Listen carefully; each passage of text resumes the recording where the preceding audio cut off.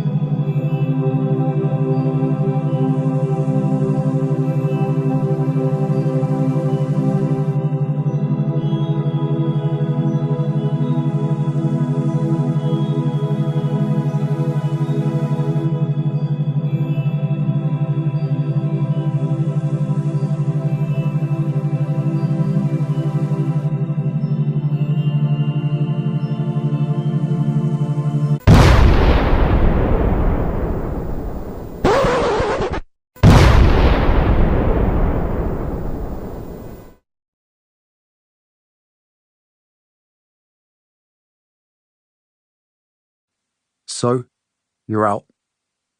Colonel Ed apologised. He knew this wasn't when or how I wanted to end my tour of duty. On the other hand, he wanted me to know that his superiors had been pressing for weeks to pull me, so I was lucky the tour hadn't been shorter. I'd eluded the powers that be, and the Taliban, and managed to put together a respectably long stint with a sterling record. Bravo, he said. I was on the verge of begging to stay, but I could see there was no chance. My presence would put everyone around me in grave peril, including Colonel Ed. Now that the Taliban knew I was in the country, and roughly where, they'd throw everything they had into killing me. The army didn't want me dying, but it was the same story as 1 year earlier. The army was extra keen that others not die because of me. I shared that sentiment. I shook Colonel Ed's hand, left the tent. I grabbed my few belongings, said a few quick goodbyes, then jumped back on the Chinook, which was still turning and burning. Within an hour, I was back in Kandahar. I showered, shaved, got ready to catch a big plane bound for England. There were other soldiers milling about, waiting to board as well. Their mood was very different.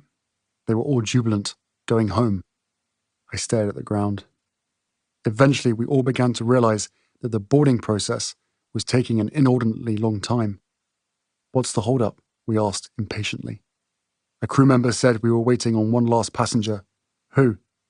A Danish soldier's coffin was being loaded into the cargo hold. We all fell silent. When we eventually got on and took off, the curtain at the front of the plane swung open briefly. I could see 3 guys on hospital beds. I unbuckled my seatbelt, walked up the aisle and discovered 3 gravely injured British soldiers. One, I recall, had gruesome injuries from an IED. Another was wrapped head to toe in plastic.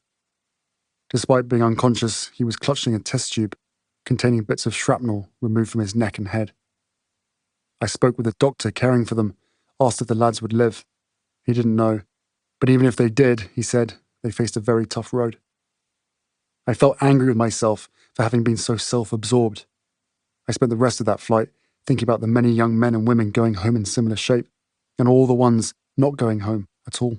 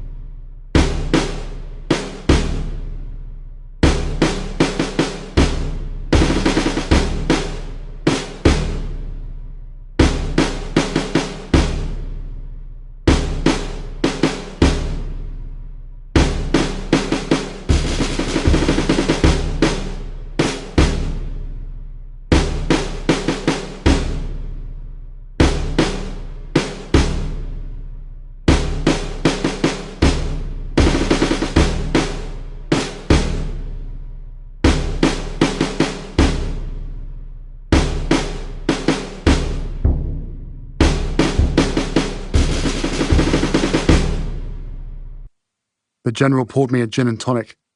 We gathered in chairs, a sitting area, and I took a big gulp and felt the gin go down and blurted that I needed to get back. I needed to do a full and proper tour. The general stared. Oh, I see. What about becoming a helicopter pilot? Wow.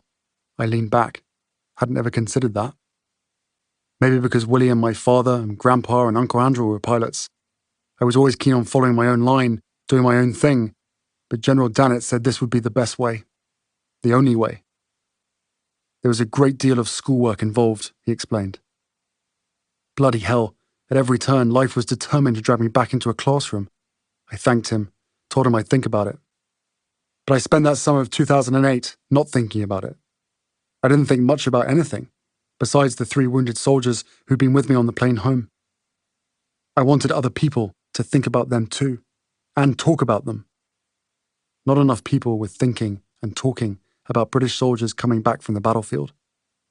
With every free minute, I was trying to work out a way I could change that.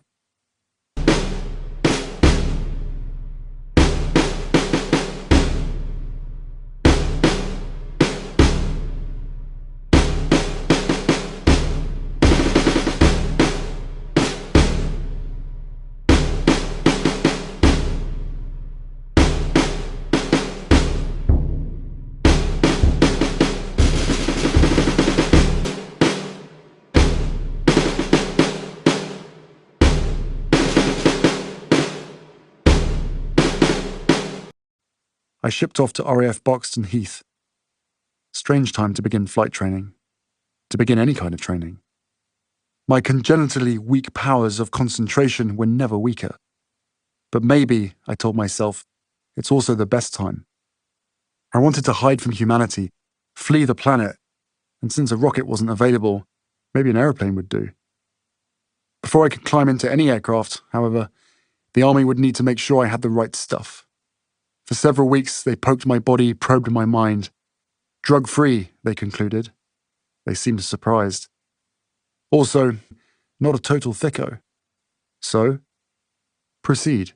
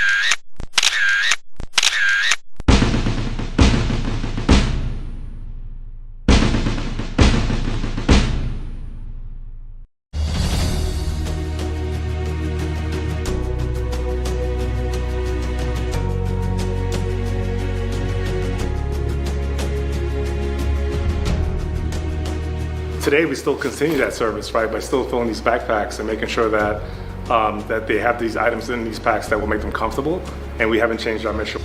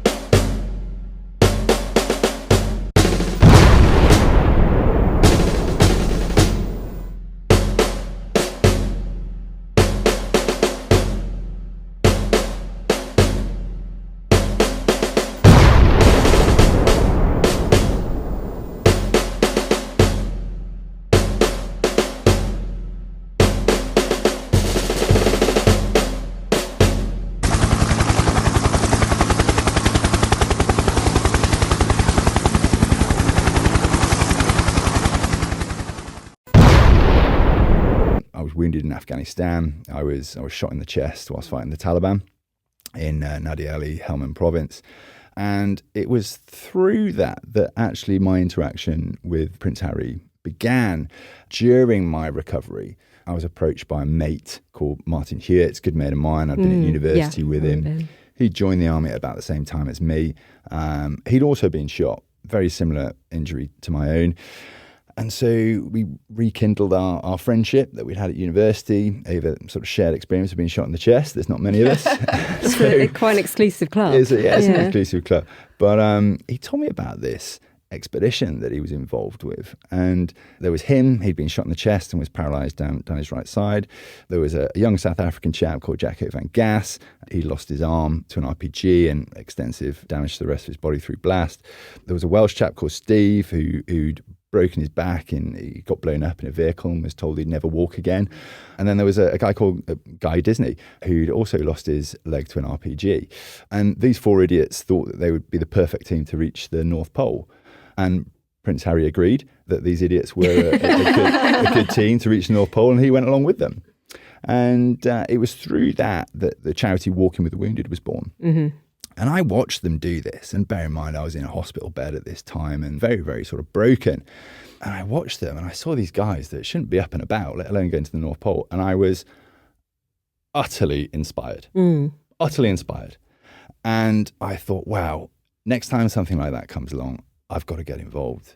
And Martin, same bloke, after they'd reached the North Pole, came to me and says, we've got another expedition coming up. It's a sort of like series of Himalayan expeditions. We're going to try and climb some of the highest mountains in the world, culminating in an attempt on Everest. And I'm like, I'm in. So it was through that interaction that both, because Harry was involved in that expedition as well, it was through that, his interaction with that, my interaction with that sort of connection was made.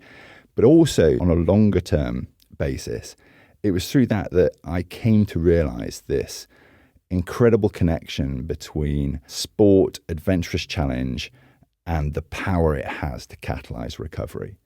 And that really sort of, in my mind, set my mindset for a lot of what came after. Look at what you've achieved since then.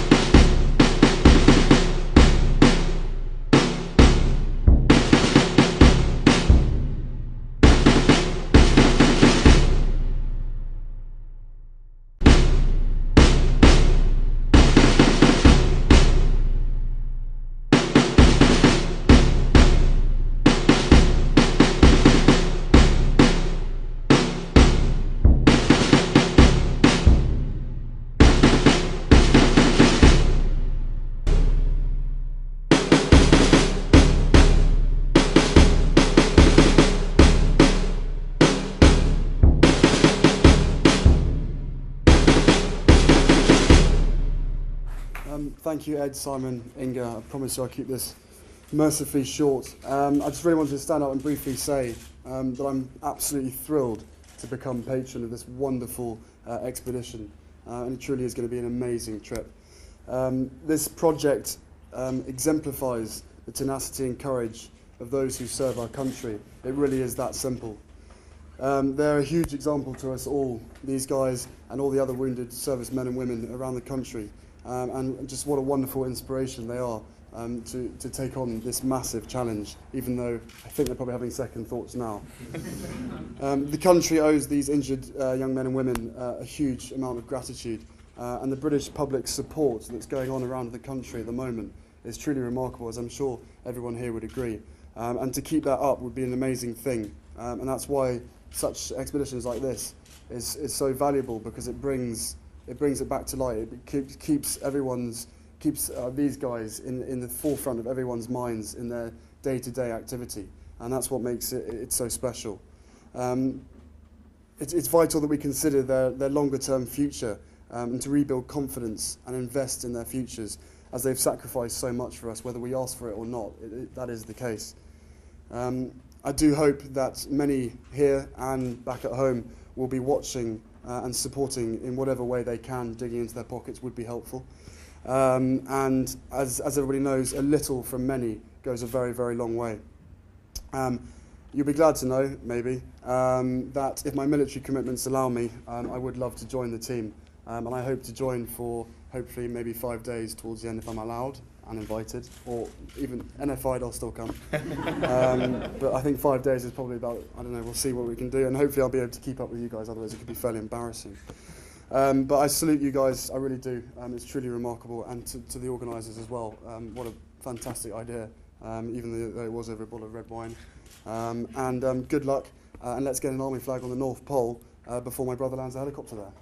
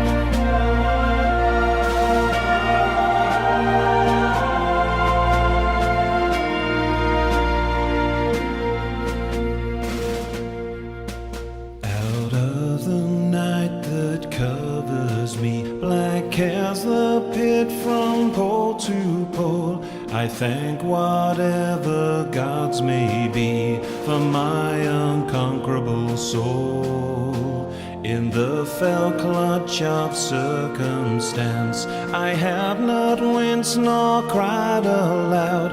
Under the bludgeonings of chance, my head is bloody but unbowed.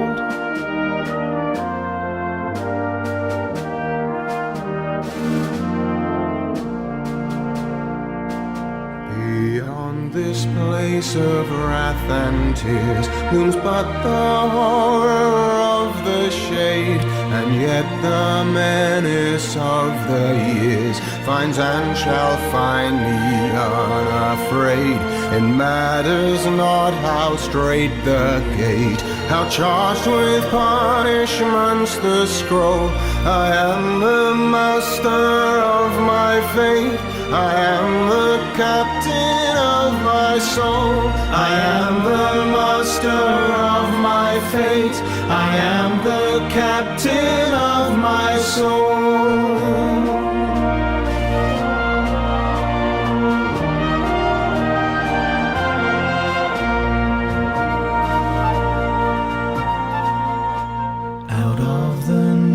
That covers me, black as the pit from pole to pole. I thank whatever gods may be for my unconquerable soul. It matters not how straight the gates, how charged with punishments the scroll. I am the master of my fate, I am the captain of my soul. I am the master of my fate, I am the captain of my soul. I am the captain of my soul.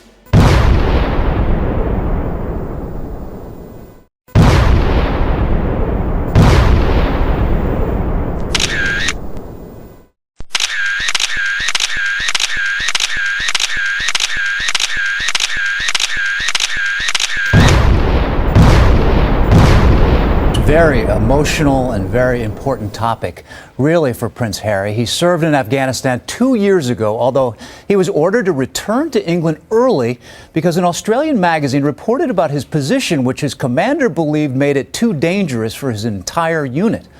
He really wants to return and do everything he can for the injured, not only the Brits, but also all the Americans.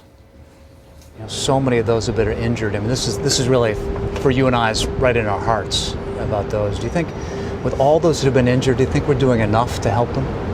I don't think there's ever going to be enough done. I mean, we're always going to learn from our mistakes, I think.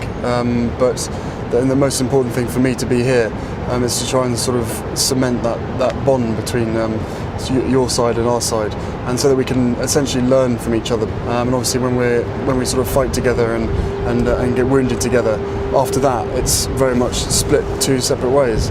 And I'd love to see, and I'm sure you and everybody else would love to see, both sides of the Atlantic learning from each other and working together. You know, it is so important that someone like you actually helps them out as much as you can, given the fact, especially that you've been to the front line. And to them, you're like their brother. Well, I don't know about that. I'm not as much of a brother as you. I managed to escape injury, but you know, it's a small price to pay. I mean, I've been there, I've been with them, so I know how they feel. I suppose I'll never know how they feel, But it's a small price to pay for the position that I'm in, to try and bring attention to these guys. Do you want to go back to Afghanistan? I would love to go back. I really would. And as long as my military career allows it, and politically it's allowed, then I will serve my country as any other soldier. You know, it's hard for me to get my wife to say okay for me to go back over there, but for you, I'm not surprised after what happened to you. I just can't imagine. Is it hard for you to not go back? No, it is hard. I mean, you know, at the end of the day, you train for war. It's as simple as that. And you know, if we could be at peace, then fantastic. But if we're at war, then you want to be with your brothers in arms, whether it's your own sort of guys from your own country or America or any other forces that are out there helping as well.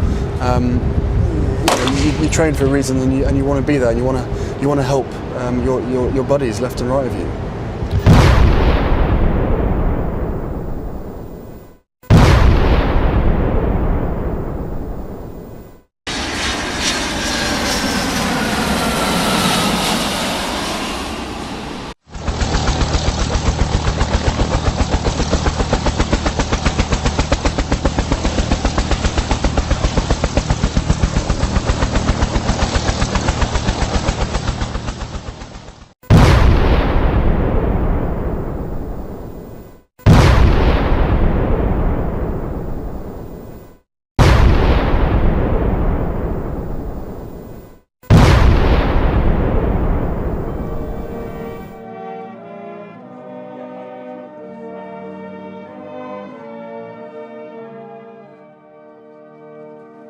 Wootton Bassett is no stranger to royal visitors, and a few months after his father came to pay tribute to the people of this small market town, Prince Harry arrived to open its field of remembrance.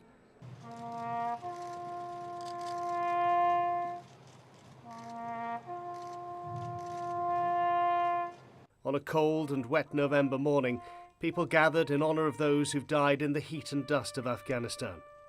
Among the fallen, a comrade of Prince Harry's from the Household Cavalry, Lance Corporal of Horse Jonathan Woodgate, killed in March this year. In his memory, the Prince planted a small wooden cross to join the thousands of others that have carpeted this Wiltshire garden. It was a small act of remembrance, but one that meant so much to Jonathan Woodgate's father as he struggles to cope with the loss of his son. It's been quite emotional, and I've cried a load of tears, and I've probably even done it on camera now. But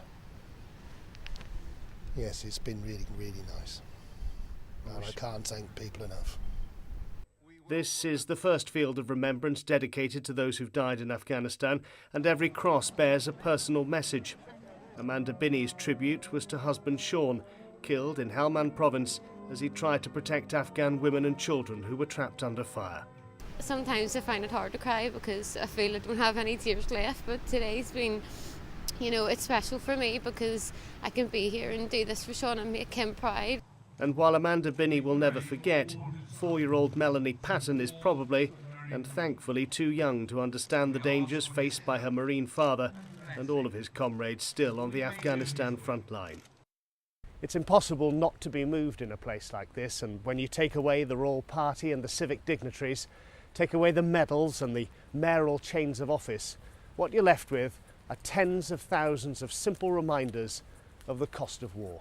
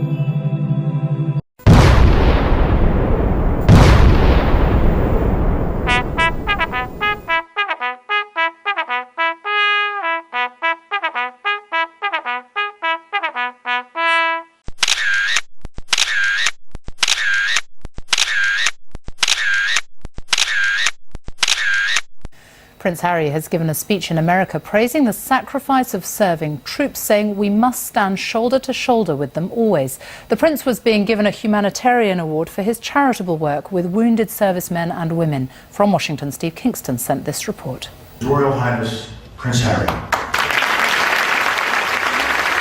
The guest of honour, looking more than a little nervous ahead of what one royal official called the most serious speech of Prince Harry's life. A high-powered Washington audience had come to see him honoured for his work with those injured in combat. The award was presented by General Colin Powell, a world-renowned soldier and statesman. Well, this isn't daunting at all. That was the only laugh. This was a serious, heartfelt speech in which the 27-year-old army captain spelt out society's duty to its wounded soldiers. British and American forces train together, they fight together, and tragically some are wounded and some die together. For these selfless people, it is after the guns have fallen silent, the din of battle quietened, that the real fight begins. A fight that may last for the rest of their lives. This prestigious award reflects just how popular the younger generation of British royals have become here in America. But Prince Harry is really here as a symbol of something much deeper, a decade of shared struggle and cost on the battlefield. He has, of course, served in Afghanistan and fundraised with veterans who've overcome horrific injuries. Here, a group trekking to the North Pole. In Washington, the Prince met British and American soldiers who've recently competed in the Warrior Games, a Paralympic-style event for personnel with serious injuries. To have someone as famous as he is and as high up as he is to add his support and show his support publicly for these guys really raises the general public awareness. The public opinion of servicemen and injured servicemen has just gone through the roof. This was then a rather different Prince Harry, composed, diplomatic and warmly received. Thank you very much. Steve Kingston, BBC News, Washington.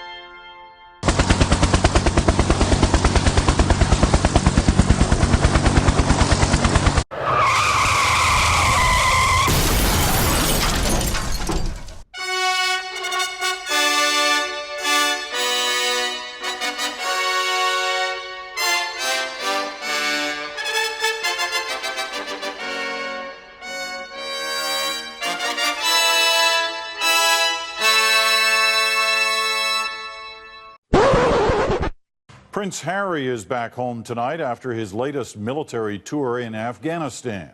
And a new interview done on the ground there has just been released. As the CBC's Chris Brown reports from London, it shows a side of Harry we don't usually see. Captain Harry Wales, as he's known in the British military, spent 20 weeks in Afghanistan, serving as a gunner on an Apache helicopter. He admits he shot at and killed Taliban fighters. Yes, we fire when we have to, take a life to save a life, but essentially, you know, we're more of a deterrent than anything else. Harry's interviews were embargoed until his tour of duty ended, and they reveal a mature 28-year-old trying to balance his duties as a royal with those of a soldier. This is my bed. I don't really make it when I'm down here. In the footage, Harry shows off his tent and the video games he says he loves to play. The prince spent Christmas at Camp Bastion in Helmand Province. Time and time again, the young prince talks about his disdain for the intrusions of the British media, including his last deployment in Afghanistan, which had to be cut short after some outlets let word leak out. For me, that hurt, being pulled out at that point, being dragged away from my guys. I think it was all done. It wasn't done in the wrong way, but it was just... This time, the only drama was the call to get airborne. Chris Brown, CBC News.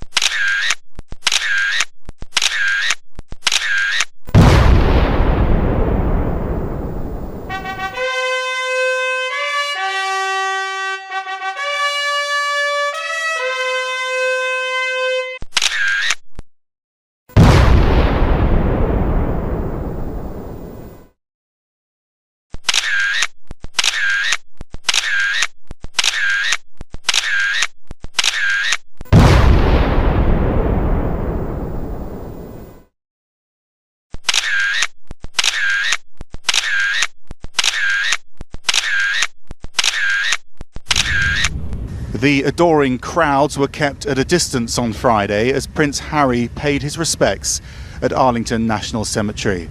As a serving officer in the British Army, he knows that with this uniform comes the risk of being killed in combat. This is personal. He left a note that reads, "To my comrades in arms of the United States of America, who have paid the ultimate sacrifice in the cause of freedom."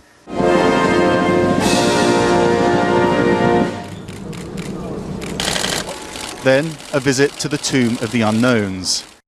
And also a moment at the grave of President John F. Kennedy. War heroes who escape death often come back wounded, and Harry was keen to visit some of them at the Walter Reed Medical Centre. These are veterans from Afghanistan, where Harry has also served. And so Prince Harry's visit to the US Capitol comes to a close.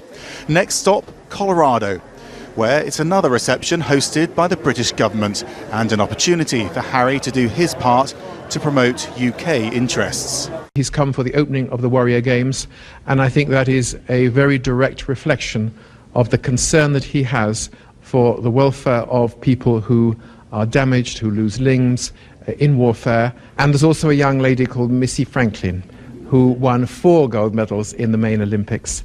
And we're thrilled that she is here because it just so happens that she's chosen to spend her 18th birthday with us and with Prince Harry.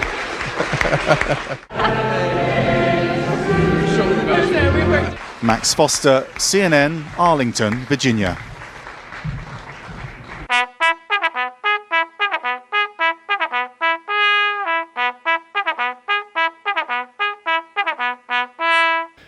He looked at the Warrior Games, we walked around it, it was fantastic, we spoke to the lads, and the morning after, we were sitting in a hotel in Colorado, sort of reflecting on what we'd just seen.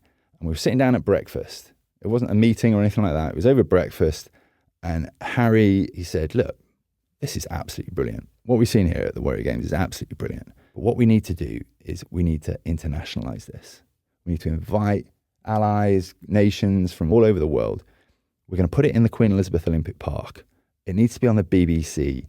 You know, this is going to be massive. We're going to have a closing concert. He could see it. All like that over breakfast. Before anyone else could. He has been the visionary and the driving force behind this. So anyone that sort of sits back there and is a bit sort of disparaging and goes, oh, well, you know, oh, he's just a figurehead or whatever. How much is he even involved in it? Yeah. From my personal experience, he has been the visionary from the very beginning.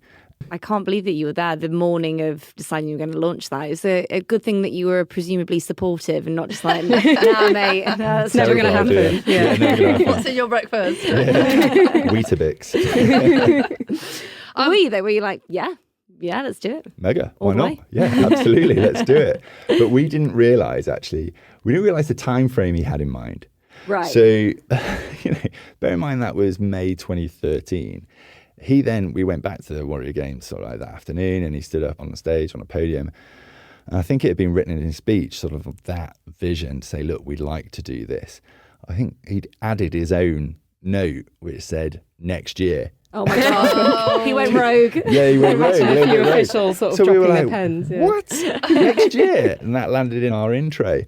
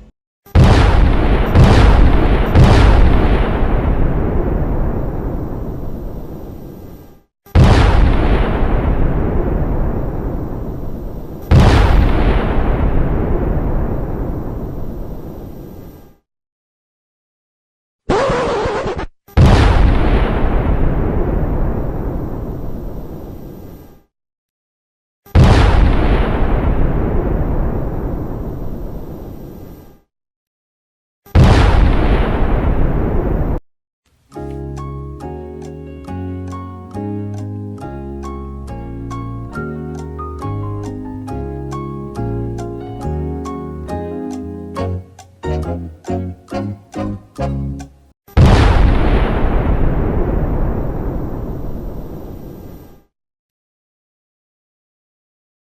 you to everyone here for sort of providing such a warm welcome for myself and everybody from the UK. Charlie especially for producing another Warrior Games this year in 2013, and it's a huge honour for me to be here.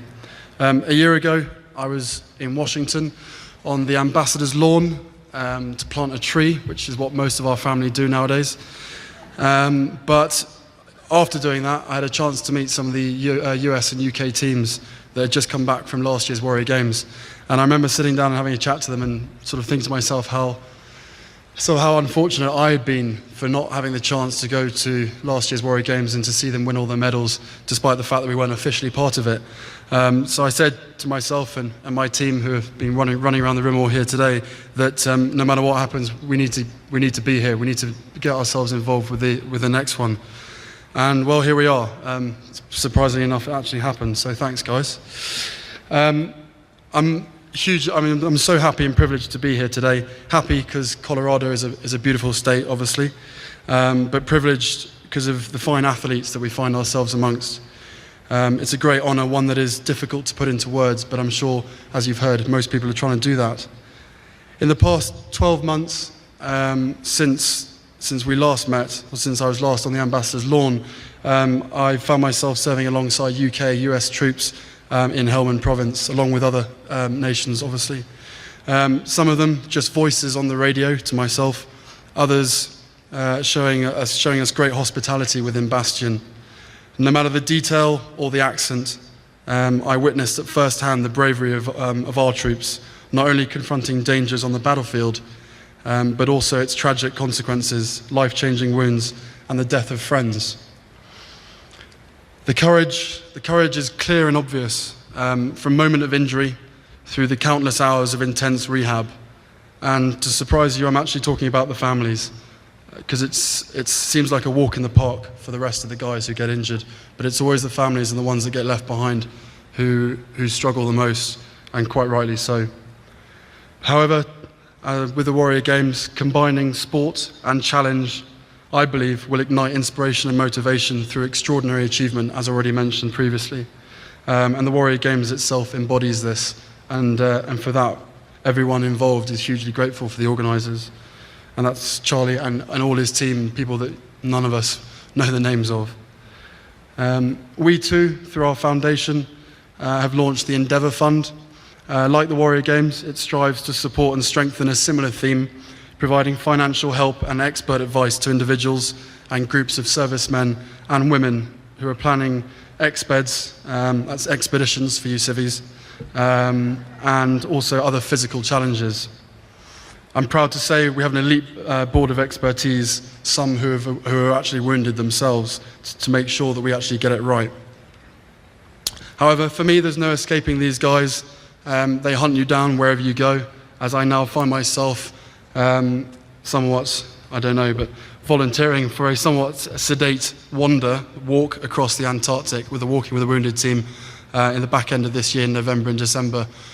So something that seemed to be me just trying to be helpful and raise awareness for the guys has now got myself into a whole world of trouble. And I'm going to be walking/running across the ice for about 4 weeks. So yeah, as I say, there's no escaping these guys. Once you get to meet them and hear their stories, it really is that simple. Also backed by our Endeavour Fund. Well, our Endeavour Fund is actually backing that itself, so we're hugely grateful to be part of that. And luckily this time, as opposed to the North Pole last year, we've got the USA, Canada, Australia and the UK all taking part in this. So it's something that I hope that all of you will take a huge interest in, as your nation will be coming probably second, if not third, to the UK team. I actually got in trouble when I said that with reference to the Australian team. They then had a media conference and, well, I'm not allowed to say what they said. But it's a real treat for me to be part of that, so I'm hugely grateful once again. Finally, our foundation, the Royal Foundation, which somehow we've managed to get our name on the board, which is great, is delighted and honoured to be working in partnership with our friends here at the United States Olympic and Paralympic Committee. Our joint aim is to help those who have fought together to achieve their own personal goal, whatever that be, however big or small. And I only hope that in the near future, we can bring the Warrior Games to Britain and continue to enlarge this fantastic cause. And I don't see how it wouldn't be possible to fill a stadium of 80,000 people, not to watch Olympics, not to watch Paralympics, but to watch wounded servicemen fight it out against each other, not on the battlefield, but in a stadium. So thank you very much for having me here today, and hopefully I'll see you out there at some point. Thank you.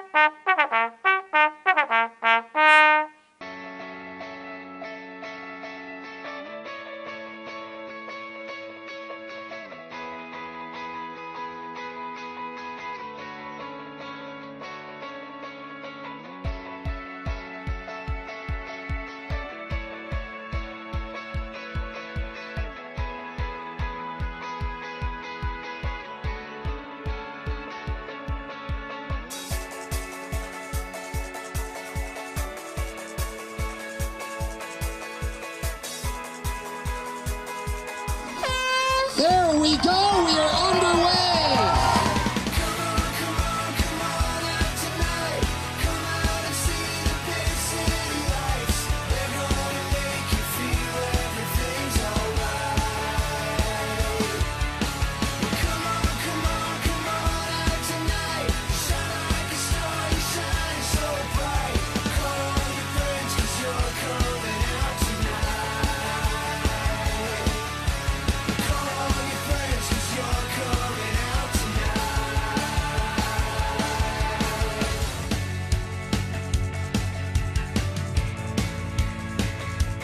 Oh, it looks like we got another sub for the U.S. team.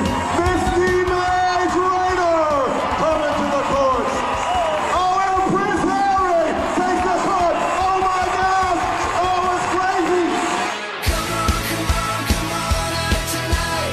Come out and see the big city lights. They're gonna make you feel everything's alright. Come on out tonight. Shine like a star, you shine so bright. Call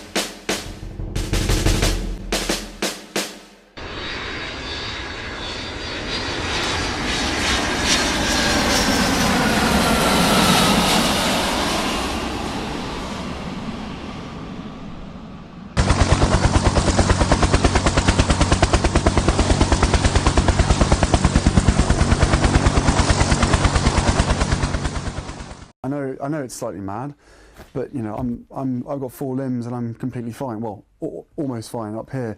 You know, these guys have got all these issues and you know, life-changing injuries that are really hard for them. So, you know, I try and think of it. Well, if I'm given the opportunity and it means that I can actually help these guys out, whether it's, you know, creating more awareness for them or whatever, then, you know, so what to minus 50, so what to 90-mile-an-hour winds? You've got to put occasionally you've got to put yourself through that for a good cause.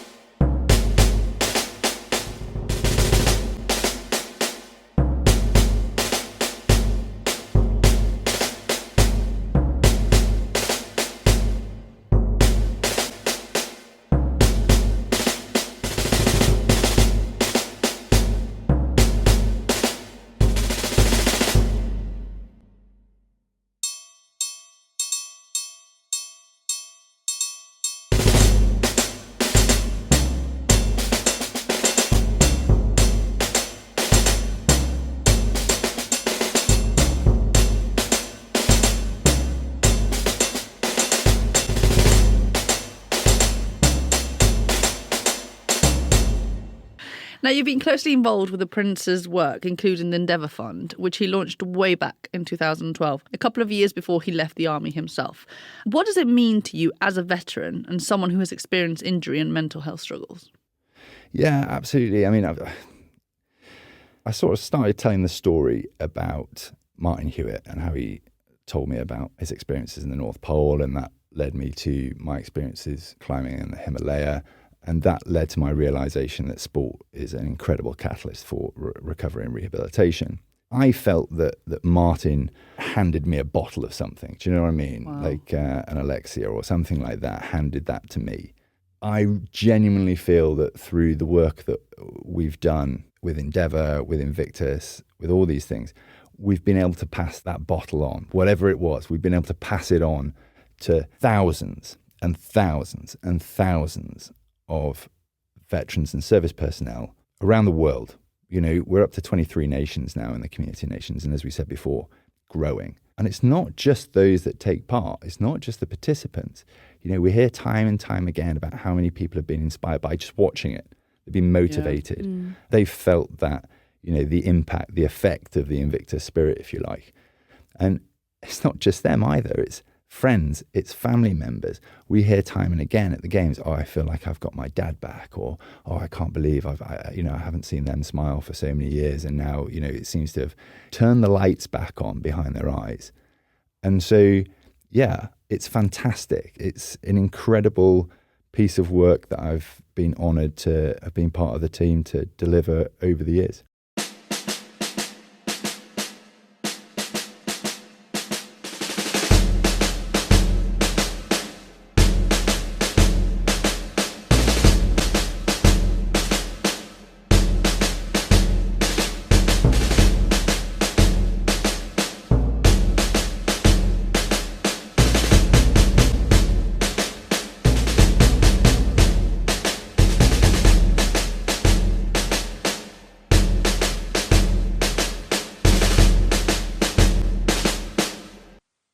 The first step would be pitching the Royal Foundation board, which oversaw my charitable projects and Willie's and Kate's. It was our foundation, so I told myself, no problem. Also, the calendar was on my side. This was early summer 2013. Willie and Kate, weeks from having their first child, were going to be out of commission for a while. The foundation, therefore, didn't have any projects in the pipeline. Its roughly £7 million was just sitting there, doing nothing. And if these International Warrior Games worked, they'd enhance the foundation's profile, which would energize donors and replenish the foundation's accounts many times over. There'd be that much more to go around when Willie and Kate came back full-time, so I was feeling supremely confident in the days leading up to my pitch. But when the actual day came, not so much. I realized how badly I wanted this for the soldiers and their families, and if I'm being honest, for myself. And this sudden attack of nerves kept me from being at my best. Still, I got through it, and the board said yes. Thrilled, I reached out to Willie. He was sorely irritated. He wished I'd run all this by him first. My assumption, I said, was that other people had done so. He complained that I'd be using up all the funds in the Royal Foundation. That's absurd, I spluttered. I was told only a £500,000 grant would be needed to get the games going, a fraction of the foundation's money. What was going on here, I wondered. Then I realized, my God, sibling rivalry. I put a hand over my eyes. Had we not got past this yet? The whole heir versus spare thing? Wasn't it a bit late in the day for that tired childhood dynamic? But even if it wasn't, even if Willie insisted on being competitive, on turning our brotherhood into some kind of private Olympiad, hadn't he built up an insurmountable lead? He was married, with a baby on the way, while I was eating takeaway alone over the sink. Pa's sink. I still lived with Pa. Game over, man. You win.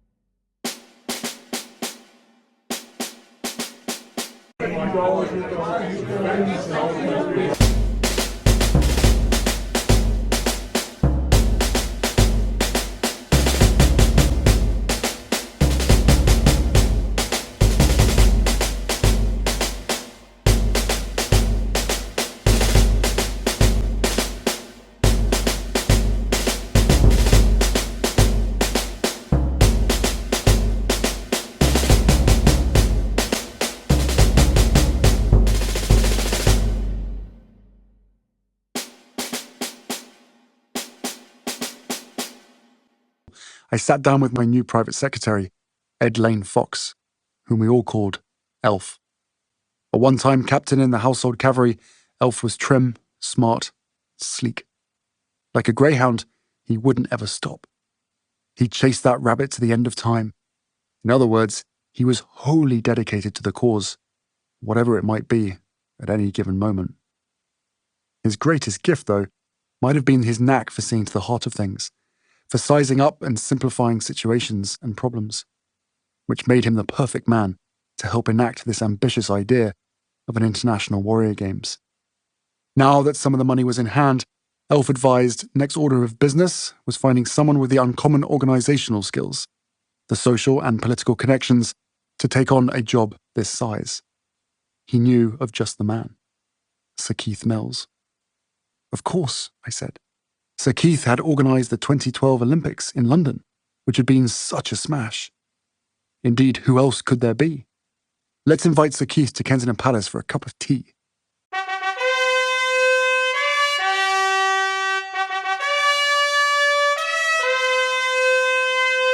So Keith, so you got that phone call. It's quite something, isn't it, to get a phone call from Prince Harry asking you to do something that is going to be a lot of organisation. How did you go about it, turning that into this vision that he had? Well, first of all, I heard the story, but to be honest, I knew little about the armed forces. Like most people, they're tucked away somewhere, and certainly I'd never been exposed to the effects of that a lot of the people in this room will have seen close up. And I think the thing that frightened me most when Prince Harry told me about his vision was he wanted to pull it off in 10 months. And as I just spent the best part of 8 years organising the Olympic Games... Well, you, if anybody, could do it. Actually, the first thing I did, I was going on holiday the next day, so we had a cup of tea on a Thursday, and I went on holiday on the Friday. And I spent most of my bloody holiday on the telephone calling one or two people in this room because we had this idea, not much else, frankly. No, it wasn't called the Invictus Games then. We had no money, we had no people, we just had a very good idea. And actually what really did it for me, Prince Harry suggested, because I really didn't understand the impact of injuries in the way that he did. He took me down to Headley Court, if you remember. And he and I went to Headley Court, which is a recovery centre in the UK, for me to meet some of the guys that have come back from Afghan and from Iraq. And that was a profound time for me. I mean, that really... That'll seal the deal. He's a great salesman, you know. But actually, when we started, we needed to call in a lot of favours. And I remember suggesting that the thing we needed early on was to get the Olympic Park, because that's where all the facilities were. And that was controlled by Boris Johnson, our mayor at the time. And so the next cup of tea that Prince Harry organised was a cup of tea with Boris Johnson and myself and Prince Harry, and he twisted Boris Johnson's arm quite hard to allow us to use all the facilities in the Olympic Park at no cost, which was a great... This is the first part of the commercial plan, right, that we... But no, look, we called on a huge number of people who went way beyond what would normally be possible to pull off the first games, and none of us really knowing where the first games was going to take us. but it was phenomenally successful, and that's the reason we're all here today.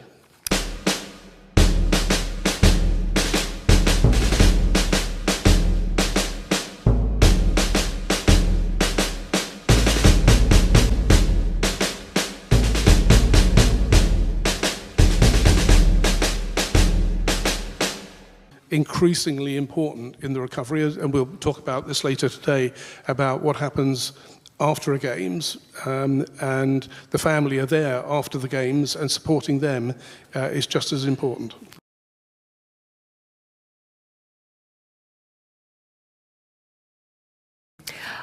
Thank you. Ken Fisher, you're Chair and Chief Executive of the Fisher House Foundation, Chair Invictus Games Orlando 2016. Just tell us a little bit about the work that you've done with Invictus and why it's so important from your point of view. Well, when I first got involved in the adaptive sporting concept, Fisher House had already been in existence for 25 years. So Fisher House at that point had realized the value of having families be part of the healing process. Our motto is, a family's love is the best medicine of all. When the concept of adaptive sports really took root, and we had the chance to get involved from a family and friends perspective, it was with the Warrior Games back in 2012, 2013. I remember going to Colorado. I remember meeting Duke and thinking that, like the Warrior Games were such a well-kept secret, that these games needed to be televised. They needed to be out there. People needed to understand the impact not only of the families and the friends, but also what the adaptive sports has meant to men and women who had suffered wounds that would have been fatal in previous conflicts. Mm-hmm. The average stay, was months, not weeks, not days. And so, the concept of having adaptive sports as a goal, as a means for these wounded warriors to become competitors, was too compelling for us not to get involved in.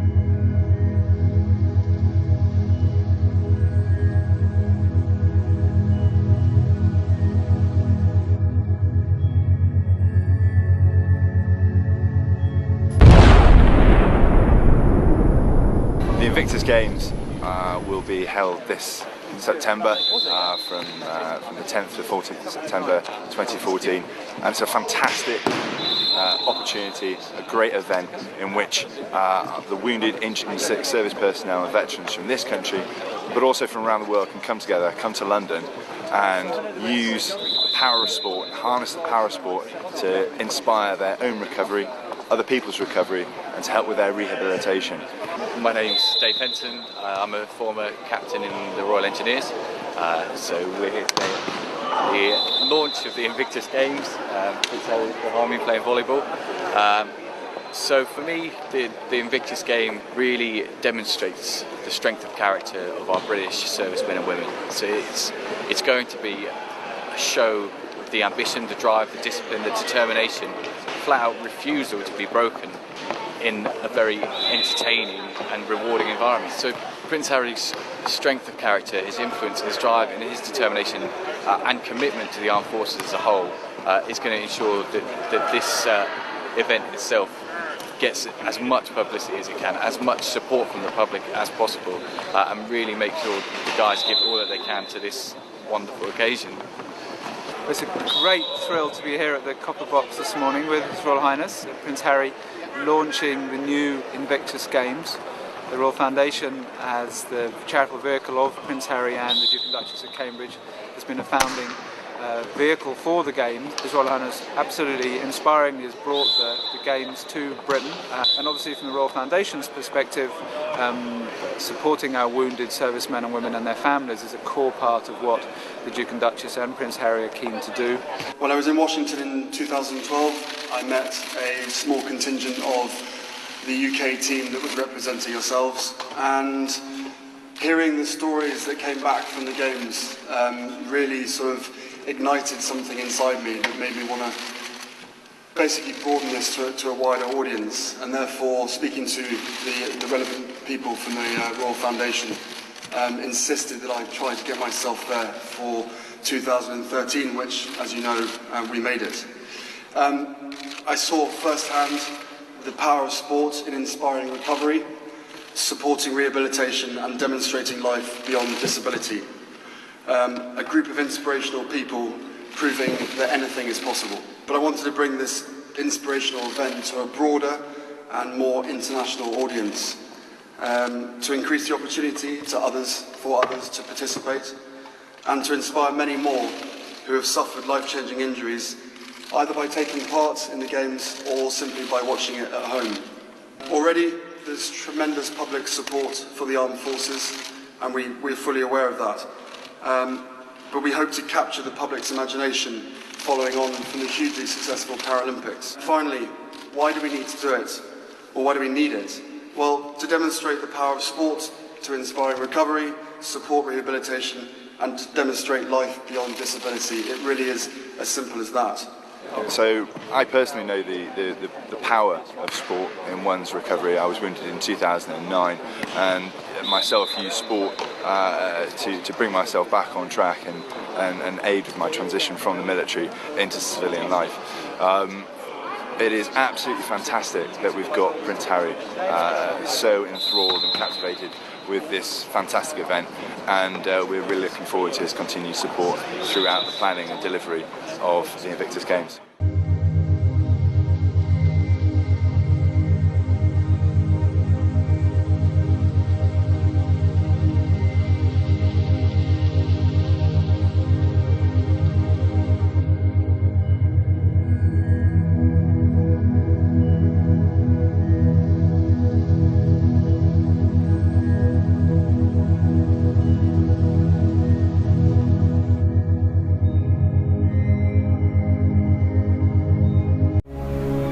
Out of the night that covers me, black as the pit from pole to pole, I thank whatever gods may be for my unconquerable soul. In the fell clutch of circumstance, I have not winced nor cried aloud. Under the bludgeonings of fate, I hid as bloody, but unbowed.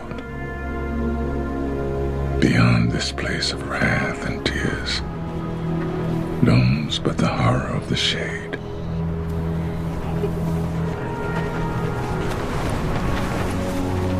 And yet, the menace of the years binds and shall bind me,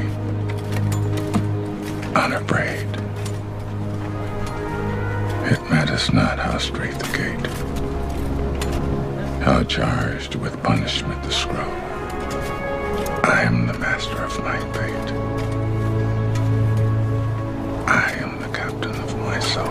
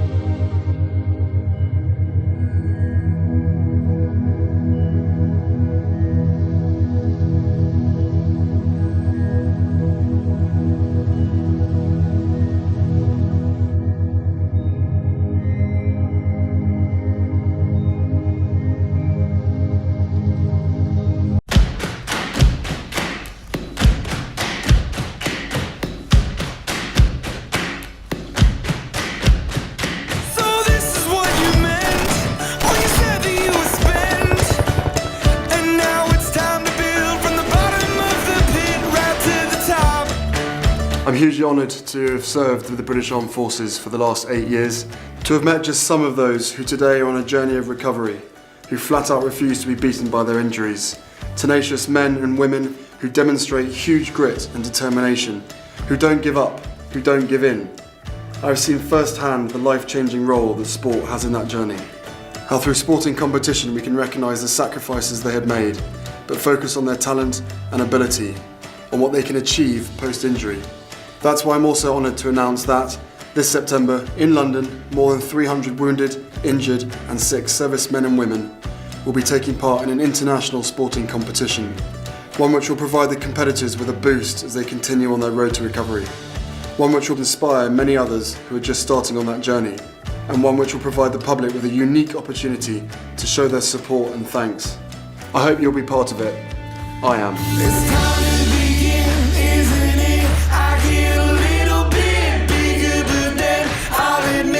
I'm just the same as I was. Now don't you understand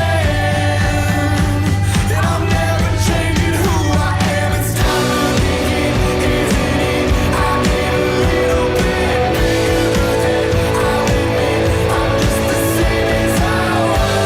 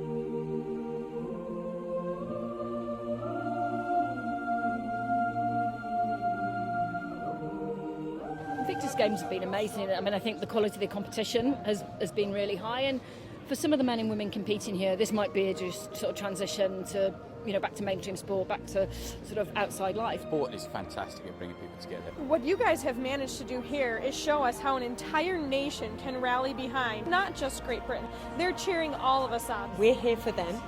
They're here doing sport at a high level. They're all in the same boat, and I just think it's amazing. It's exciting to see that even with a disability, you're still, they still push themselves. It doesn't matter what disability we have. It doesn't matter whether you can see it or not. We can still go out there and put a damn good show on, and we've done that. So inspired. It just makes me want to get out there. It was fantastic. It was absolutely amazing. It was like the Olympics again. It's just incredible. The power of sport at its best. We fought together and now we heal together, and that's what this has provided us. Can't beat anything like that. It's been fantastic. Master of my fate, I am the captain of my soul. I am the captain of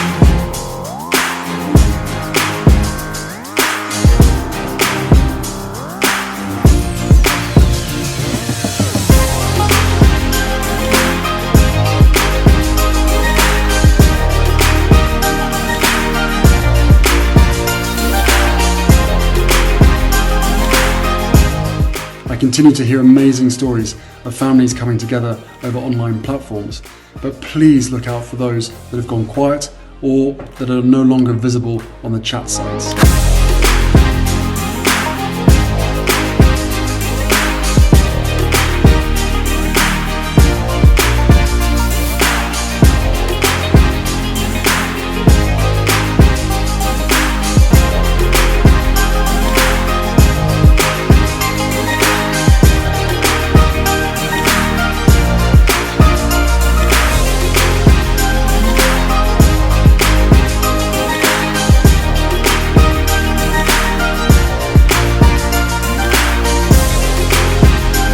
Your family, your mates, and everybody here.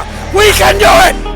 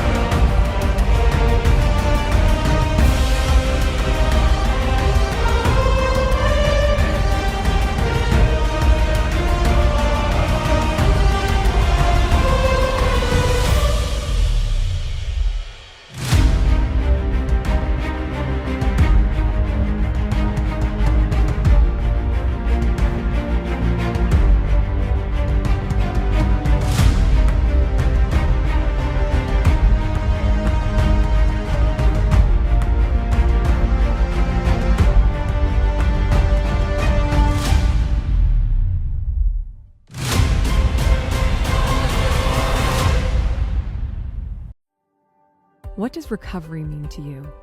For some, it means reclaiming your narrative, refining your approach, revolutionizing your mindset. It's a change that's not only physical, it's mental, emotional, social. The Invictus Games show that this growth is about more than what meets the eye, or even who meets the eye. The spouse coordinating doctor's visits, the children celebrating milestones without their parent present, the neighbor helping pick up groceries for the week, the mother, father, caretaker, aunt, brother, sister, cousin, friend, fellow veteran. There's a community, near and far, surrounding our servicemen and women when they deploy, and long after they come home. Because healing does not happen alone. It takes a village, and is for the village. And one of the most essential parts of the process is having people surround you who understand. To grow as one unit, to achieve limitless potential. To remind us above all else, in this international family, no one gets left behind. Because this is Invictus. We are Invictus. Together.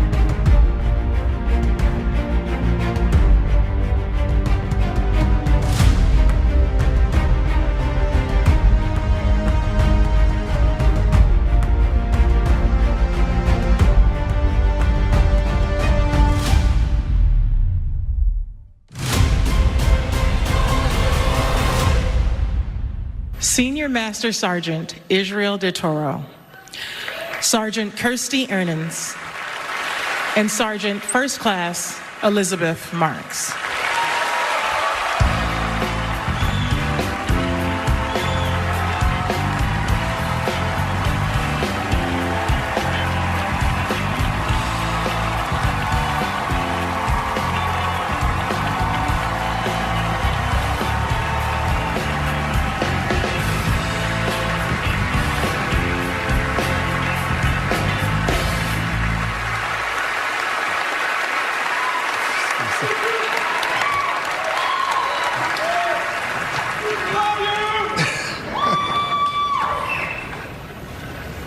There's a proud community that we represent tonight.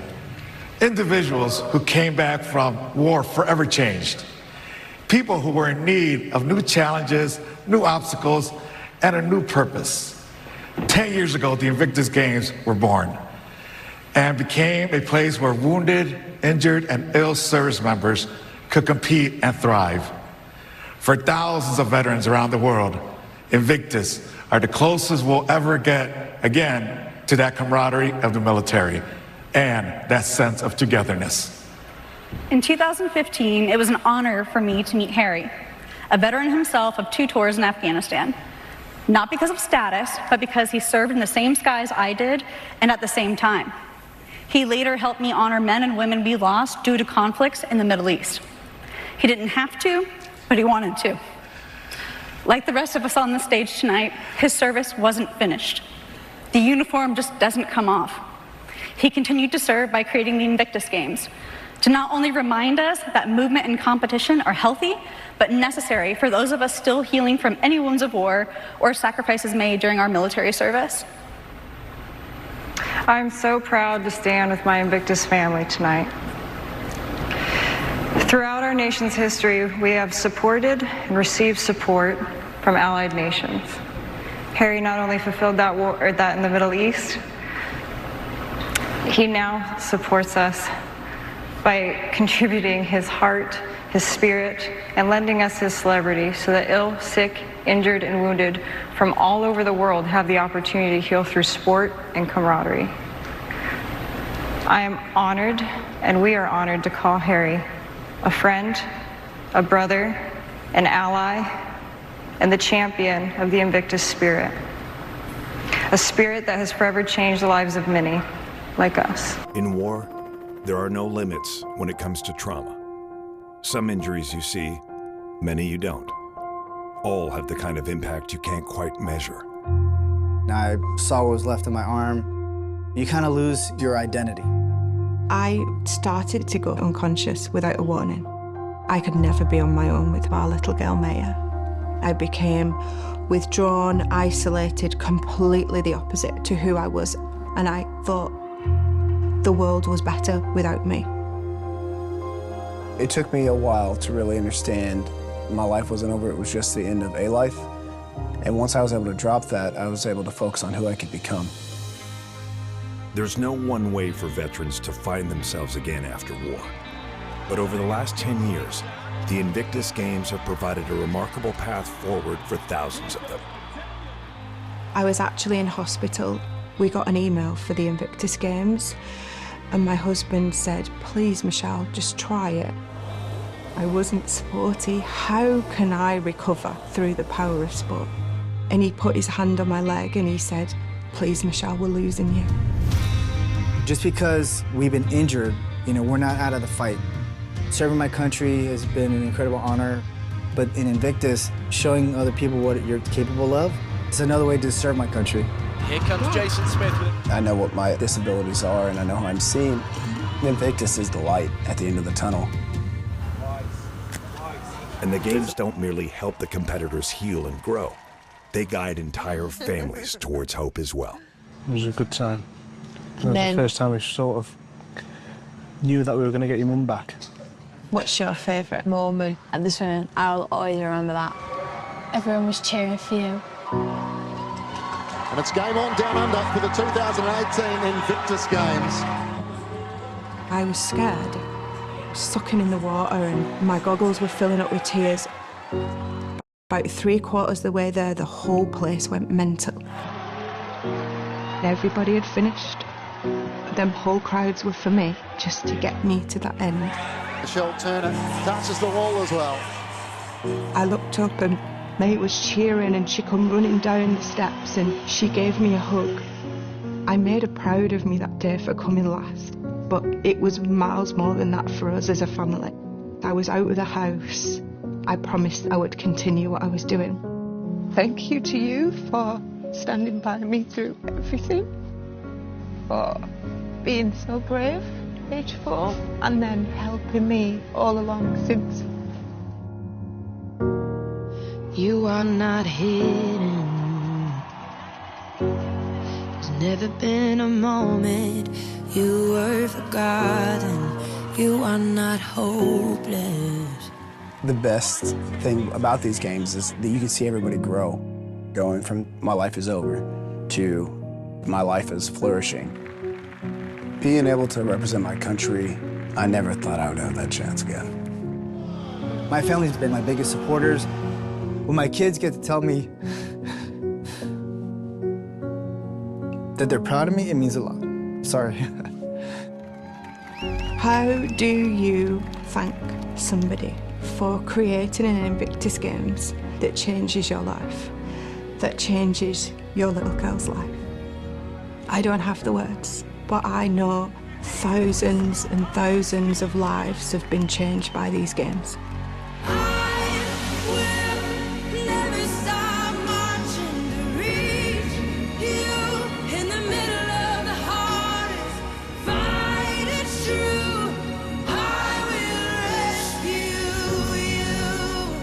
The Invictus Games changed my life. Auch mal ein bisschen die schweren Zeiten hinter sich zu lassen. It's saving lives. It's healing lives. 게임을 통해서 내 전쟁의 상처를 조금 치유를 받고. Gives me a hell of a sense of pride to represent my country again. Je suis forte et que je suis peut-être même plus forte que je ne pense. I can really meet everyone. So stay strong and finish strong and never quit. We may have provided the platform, but you provided the magic. You have shown us joy can emerge from struggle, and for that, we are eternally grateful. Oh, I will rescue you.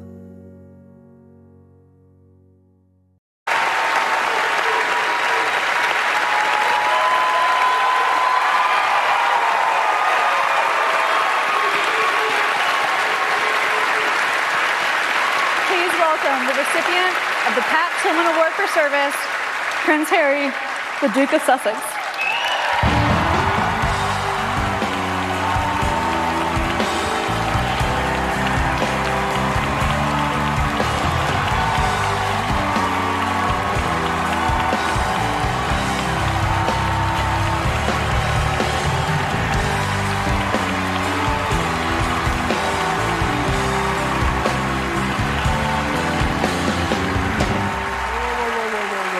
Whoa. Come back. You guys got to stay here for me.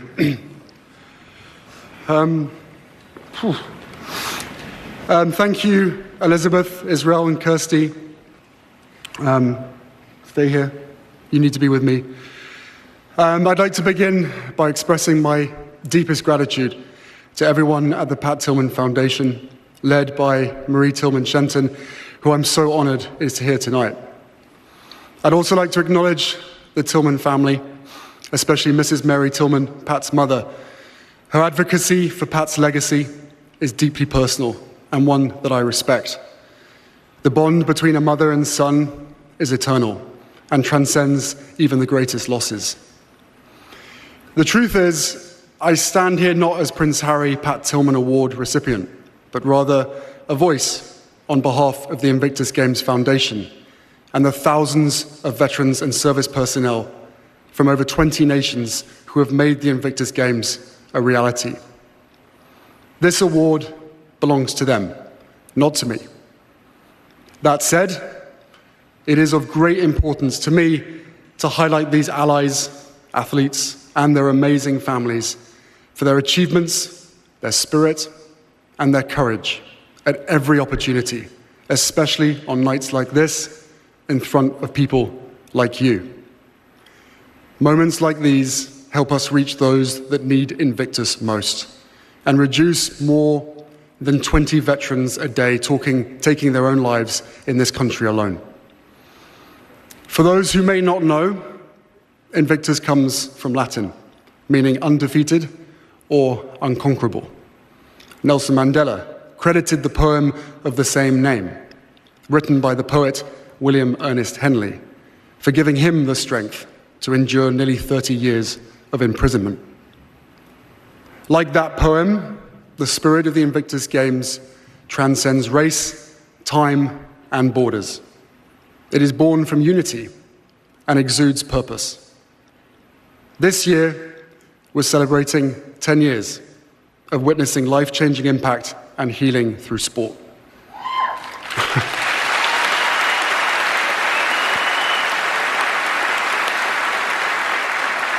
And while so much progress has been made since those first games, the world outside seems to be in an even more precarious state.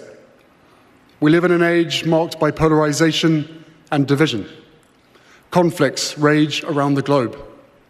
Anger and resentment towards those who are different seem to pervade societies everywhere. Our community challenges that. Our community proves that unity is not just possible, but formidable. The beauty of the Invictus Games lies in how it brings people together, no matter one's nationality, background, or personal struggles. It is a collective built from courage and mutual respect, where athletes discover time and time again the common denominator of their humanity. Having survived the crucible of armed combat and forged through the challenge to rebuild bodies and minds impacted by conflict, they form a family. They exemplify the very best in all of us. There is a military expression that dates back to Roman times.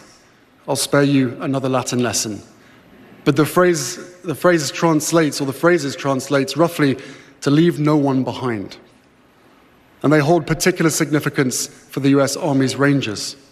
And I have no doubt Pat Tillman and his comrades lived by those words. So, it is fitting that I end with them and make a promise on behalf of all of us at the Invictus Games Foundation. No matter the road ahead, we are here for you. We will leave no one behind. Thank you.